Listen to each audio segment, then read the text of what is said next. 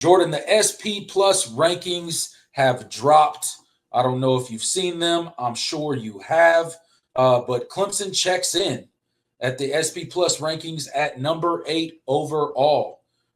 They are ranked second on offense and 23rd on defense. Is that fair? Excuse me, 6th on offense, 12th on defense, and a whopping 133 on special teams, Jordan. So your thoughts on the SP Plus rankings and Clemson checking in at number 8. Obviously, we know all the players returning on offense. We know the players returning on defense. We know the addition of Will Help, Jeremiah Alexander, and all these things that we have coming back, the addition of Tom Allen as DC. So your thoughts on Clemson checking in at 8 and what it means for the upcoming season? Yeah, I mean, I've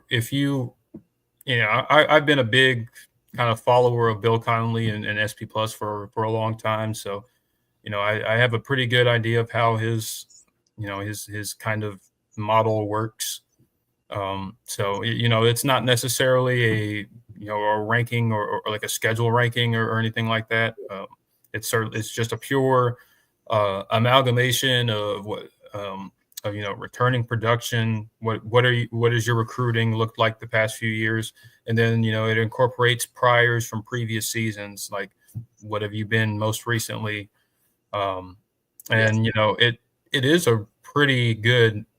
I tend to think it's a pretty good indicator. Maybe not the preseason, but as you get more data and as it gets more and more, as you play more and more games, I think it does kind of give a comprehensive sort of power ranking. But as far as the rankings for offense and defense, not a ton of surprise there. I do think the defense is suffering a little bit from their on-field performance this past year, and not necessarily the talent that's on the roster. As they should. Yeah. So, but 12th is still a good ranking, and 6th definitely makes a ton of sense for the offense. Obviously, the glaring ranking is the 133rd in special teams. I believe only Arizona State, Texas, and one other team is worse than Clemson. I was kind of surprised about Texas, but then I remember their kicker entered the transfer portal, and I think their punter left. So they don't really have anything returning. But they were kind of iffy on special teams from last year too. Yeah, they weren't great last year. Yeah. So, but the 133rd on special teams, I don't think Clemson will end up being the 133rd best special teams unit. I do think they'll be better than that. Gotta hope not. I would hope so, but it is a really poor reflection on what last season was and what special teams has been like the past couple of years. Obviously, you haven't had a great punter, and you've had so many block kicks and things of that nature. Haven't been able to protect, even with a kicker as strong as Nolan Hooser is, and I think he's going to have a phenomenal career. But it is a reflection of you haven't had much of a return game. You have to factor that in as well.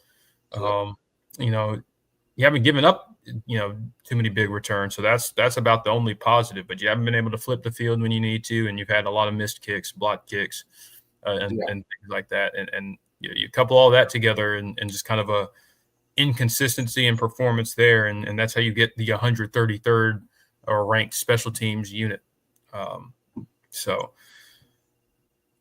that's certainly got to get better, and that's something we'll definitely talk about as we get closer to the season. How we feel about that, because that is a glaring sort of question mark, one of the biggest glaring question marks on this team, and could be the difference,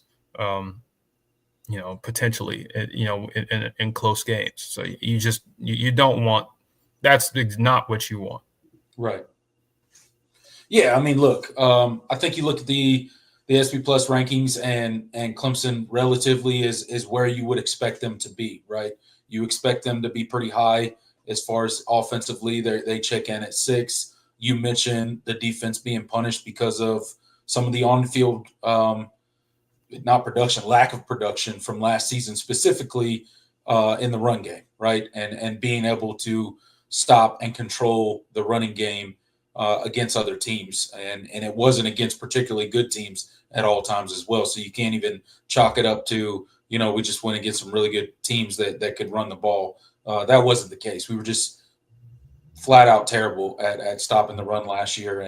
And obviously that reflects in the rankings, and that's why you're at 12th. But, the good news for Clemson fans is you think, at least at this point, obviously without seeing Clemson, the 2025 version on the field yet, you assume that we have addressed all of those issues. We brought in Will Helt. We brought in Jeremiah Alexander from the transfer portal, right? We bring in Tom Allen as the new defensive coordinator to right some of those wrongs. So you expect them to improve there. And you mentioned the special teams. I mean, there's nothing really to say. We were bad. We were bad. I think we have a good kicker. The problem is we couldn't block for him most of the time last year. Most of his kicks got blocked, right? Obviously, everybody thinks about the game winner in the ACC championship game, that 58-yard bomb that he hit, but that was not Clemson's kicking, which made the way that we won the ACC championship game so ironic, because we were not a great kicking team, and suddenly we hit a 58-yard bomb walk-off field goal to win the ACC championship game. You have to remember, Clemson had 7 kicks blocked last year. So, that certainly was that 50.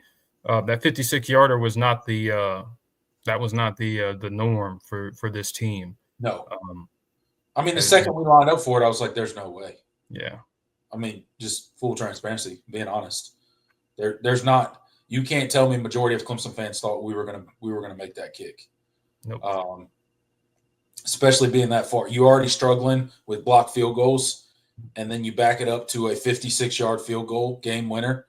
You have to have a lower trajectory on that kick just to get it there, right? Which is a recipe for getting your kick blocked. Luckily, we backed up a yard and gave the line a little bit of a buffer there. Christian, you're the ultimate fan, never a doubt.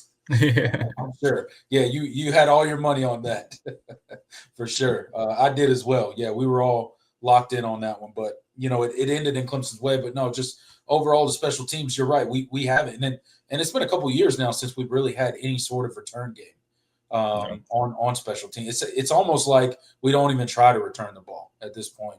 And obviously the punting woes that have been Clemson, specifically last year, were bad. We were praying for just a 40-yard punt if we could just please have one. And it didn't help that every team that played us seemed to have like their best punting game ever of all time. Tell me about it. But again, obviously, the special teams has to improve. But Clemson is about where I figured they would be on a list such as this. So I'm looking forward to seeing what this team is. They're getting a lot of love. They're getting a lot of hype. A lot of the national media types, the talking heads, are loving them some Clemson right now. They're a really popular pick. They're a really popular team to talk about right now heading into 2025. But at the end of the day, you got to go on the field and prove it. So although I agree with a lot of the sentiments out there about this 2025 Clemson team, they got to go out there and prove it on the field. 100%.